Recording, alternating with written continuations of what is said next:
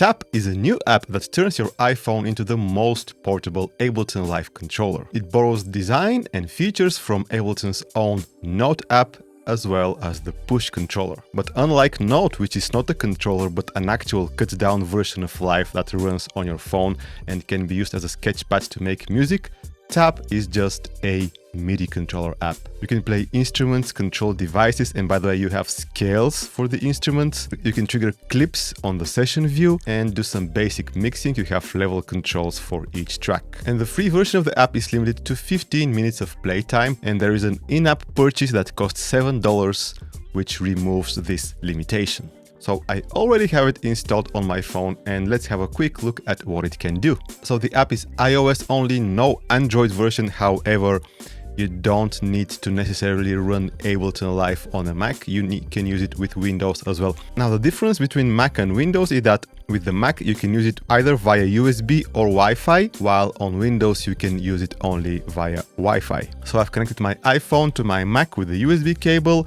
but for any other configuration, maybe you're using a Windows computer or you want to use Wi-Fi, check out the website. It will be linked down in the video description. So there is a user manual that will walk you through the setup and how the whole application works. But it's really simple. You need to first download the MIDI remote script. You need to place it in your user library and create a folder called remote scripts. To connect your iPhone to your Mac, you need to go to your audio MIDI setup and enable your iPhone as an audio device. Then in Ableton Live, you need to select Tap from the control surface list. It will appear there after you place the remote script into the remote scripts folder, and then set the input and output as your iPhone. And then in the inputs and output ports, you need to enable track and remote for both input and output on the entry where it says tap input or tap output. So after you've done all this, let's try to connect. And now we are good to go. So as you can see, it looks very similar to the Note app. You have your tracks up here, and then you have your devices beneath, and then the macro controls for each device on the track that you've selected. And with these arrow keys, you switch between different views: the mixer view, the clips on the session view, and here is your device view. So a couple of things that I don't see are the option to turn the metronome off and on. I don't think you have an undo button, but you do have the capture feature, so you can play something.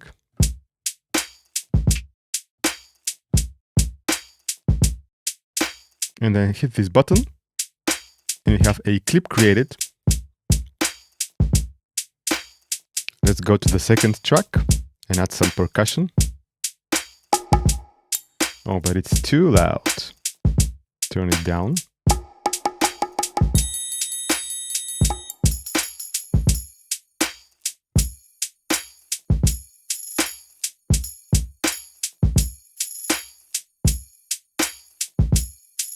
Again, I use the capture button to capture this. So on track 4, I have this chopped sample.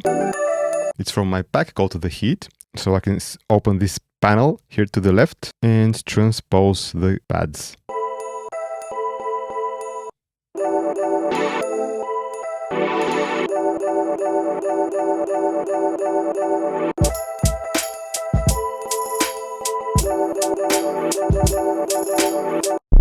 So I'm on my bass track now, and I want to switch the scale to E minor.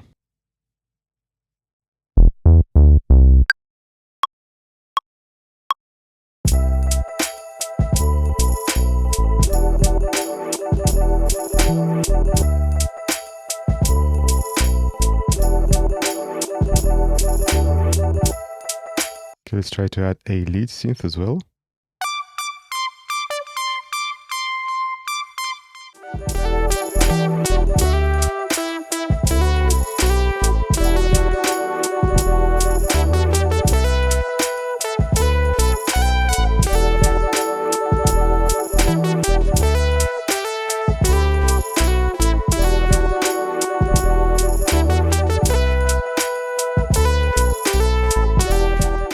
Oh, and by the way, the 15 minutes limitation for the free version resets every 24 hours. So you can try it for 15 minutes every day before you decide if you want to buy the in-app purchase and remove this limitation. Another thing to note is that Tap requires iOS 17, so I think the oldest iPhone that supports iOS 17 are the iPhone XR and XS. Anything older than that, you won't be able to use this app.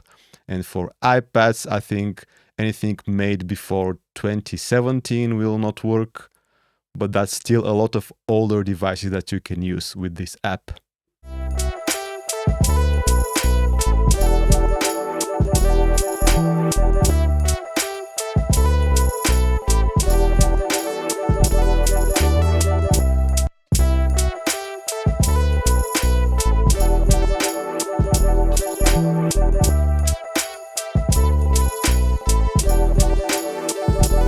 And also in the settings, you have this quantize settings, so you can set the grit, the strength and the swing to be applied to any MIDI that you record, which works pretty much the same as Ableton Push. And by default, everything is quantized to 100%. You will need to go into the settings and switch this off if you want to record unquantized.